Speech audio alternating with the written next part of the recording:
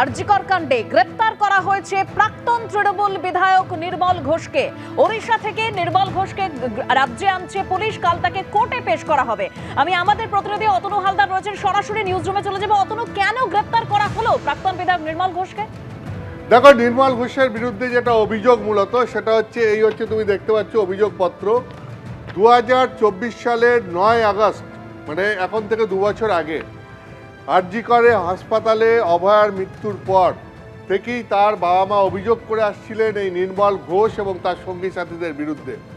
এবং তারপর 2 বছর পর রাজ্যের মুখ্যমন্ত্রী শুভেন্দু অধিকারী পুলিশকে নির্দেশ দেন যে তার বাবা মায়ের অভিযোগের প্রেক্ষিতে যেন পুলিশ নতুন করে মামলা শুরু করে, কারণ মূল যে মামলা ধর্ষণ এবং হত্যাকাণ্ডের সেটা যেরকম সিবিআই তদন্ত করছে, এর বাইরে যে অভিযোগ রয়েছে যে অভয়ার মৃতদেহ জোর করে দাহ করা হয়েছিল এবং তাতে নেতৃত্ব দিয়েছিলেন এই প্রাক্তন তৃণমূল বিধায়ক। যখন ঘটনা ঘটেছিল তিনি তখন এলাকার তৃণমূল বিধায়ক ছিলেন 2024 সালে, তার নেতৃত্বে এই ঘটনা ঘটেছিল।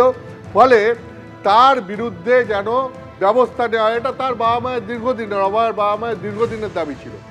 তো 2 বছর পর সম্প্রতি মুখ্যমন্ত্রী শুভেন্দু অধিকারী পুলিশকে এই মর্মে মামলা শুরু করার নির্দেশ দেন। তার কারণ এই পার্টটার তদন্ত সিবিআই যেহেতু করছে না, ফলে এটা পুলিশ করতে পারে। পুলিশ তার প্রেক্ষিতে তুমি দেখো, এটা ওর বাবা মায়ের অভিযোগপত্র এবং তার প্রেক্ষিতে এফআইআর শুরু করে। 10ই আগস্ট এই এফআইআর শুরু করা হয়। এফআইআরে 3 জনকে অভিযুক্ত হিসাবে এখানে দেখানো হয়েছে তার বাবা মায়ের অভিযোগক্রমে। একজন নির্মল ঘোষ, যিনি তখন তৃণমূলের বিধায়ক ছিলেন, এখন প্রাক্তন বিধায়ক। নির্মল ঘোষ ছাড়া রয়েছেন সোমনাথ দে, যিনি পানিহাটি পুরসভার প্রাক্তন চেয়ারম্যান, এবং সঞ্জীব মুখোপাধ্যায়, যিনি প্রাক্তন কাউন্সিলর, আগে সিপিএম করতেন এবং তারপর 7-8 বছর আগে তিনি তৃণমূল কংগ্রেসে যোগ দেন। এই 3 জনের নামে মূলত অভিযোগটা কি?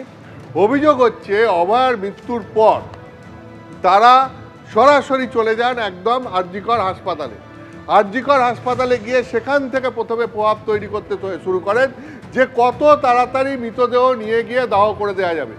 এবং শুধু তাই নয়, আরজিকর হাসপাতাল থেকে তারা 2টো গাড়ি করে ওই মৃতদেহের সঙ্গে পৌঁছে যান অভয়ার বাড়িতে। যখন অভয়ার বাড়িতে মৃতদেহ নিয়ে যাওয়া হয়, সেখানে তারা পৌঁছে যান এবং অভয়ার বাড়িতে গিয়ে যেটা অভিযোগ যে সেখানে তারা রীতিমতো হুমকি দিতে শুরু করেন যে যাতে এই মৃতদেহ এখান থেকে তাড়াতাড়ি নিয়ে গিয়ে দাহ করে দেওয়া হয়।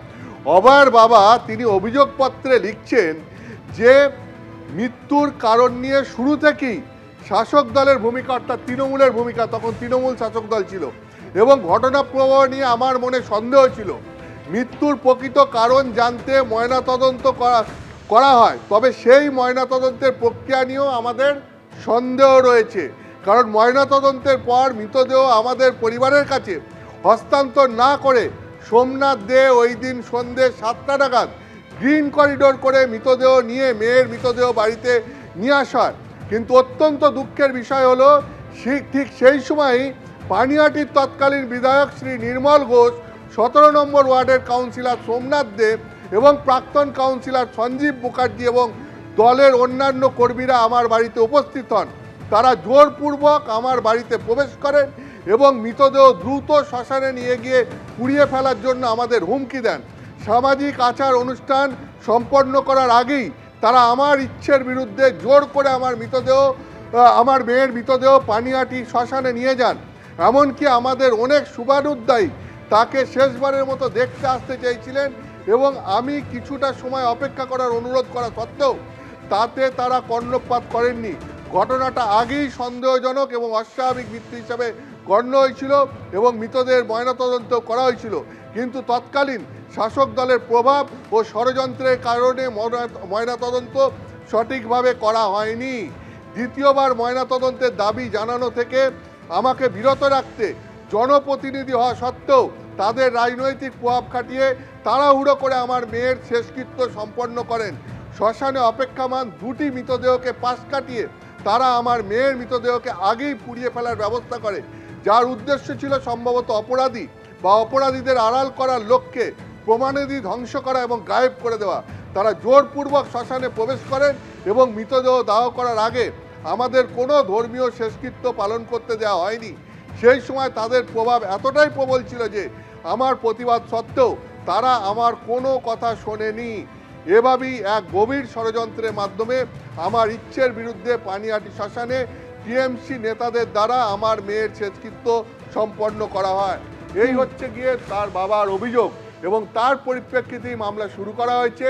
সেই মামলার পরিপ্রেক্ষিতে আজকে নির্মল ঘোষকে উড়িষ্যা থেকে গ্রেপ্তার করে রাজ্যে নিয়ে আসছে পুলিশ এবং তারপর তাকে আগামীকাল আদালতে পেশ করা হবে।